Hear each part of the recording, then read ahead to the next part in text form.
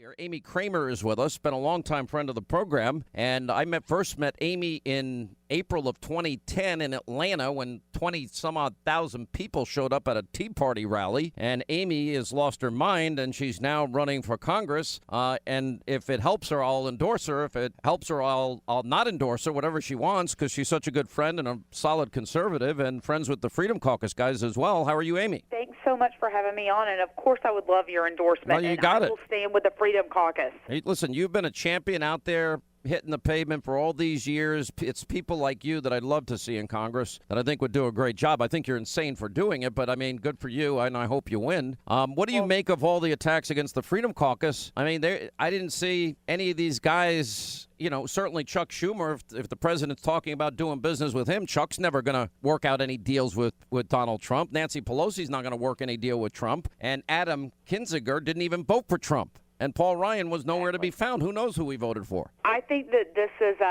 it's Paul Ryan's failure. It's not the House Freedom Caucus. It's Paul Ryan's responsibility to write the legislation and get people on board and to get a consensus to begin with. But when you craft the legislation behind closed doors and don't let others be part of the process, then you go out there and tell them you can't repeal it in one step and so on and so forth. I mean, nobody trusts him anymore. I mean, I think there's a real problem now going into if they're going to try and fix health care and also with tax reform. I don't know how he can effectively lead, and I think Paul Ryan's a nice guy. But, Sean, at the end of the day, Republicans elected the House. The voters sent the Republicans back to be in charge of the House and the Senate, and it's because they wanted to repeal and replace Obamacare. Why on earth they would put forth a bill that does not lower premiums, lower deductibles, lower the cost of prescription drug prices? They did not even put in there, and I don't think we'll get to the second step, but about crossing state lines. I mean, that's something the Dems could have gotten on board with right away. You know, and I think there was a good point. Understand it. It was a good point I thought made by Massey, and that is, all right, do steps 2 and 3 now. Well, I never understood the 3-step process for my own personal benefit. I understand the challenges.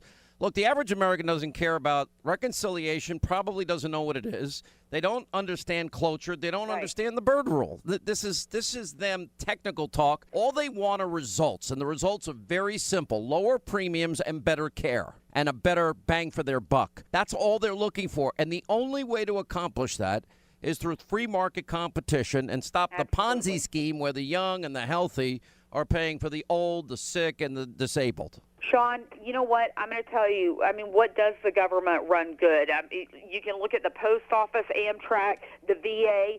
We need to get the government off of our backs and out of our lives and let the free market decide. Put the decisions back in the hands of patients and doctors and not bean counters in Washington. But I think there is a silver bullet for this. You make Congress live under the same rules that you and I have to live under and all Americans have to live under, they'll fix that real quick. So tell me about this election. When do you have your primary? So this is for Tom Price's seat. It's April 18th, and there are 18 candidates in this race. There are 5 Dems, 2 independents, and 11 Republicans. It's crazy. It's a jungle primary, so the top 2 go to a runoff, and it's really exciting. I never thought I'd do this, but you know what? I worked my heart and soul out electing conservatives such as Ted Cruz and Mike Lee and Rand Paul and those guys, and I've encouraged others to get out there and run. Katrina Pearson was one that ran back in 2014 for Congress in Texas, and when Tom got appointed to HHS Secretary, I thought, how can I not, if I'm going to go out and encourage others to do it, I need to be able to do it myself. I heard that the establishment is trying to discourage you. Oh, my gosh. Yeah, Sean, they are doing everything they can because I'm a threat to them.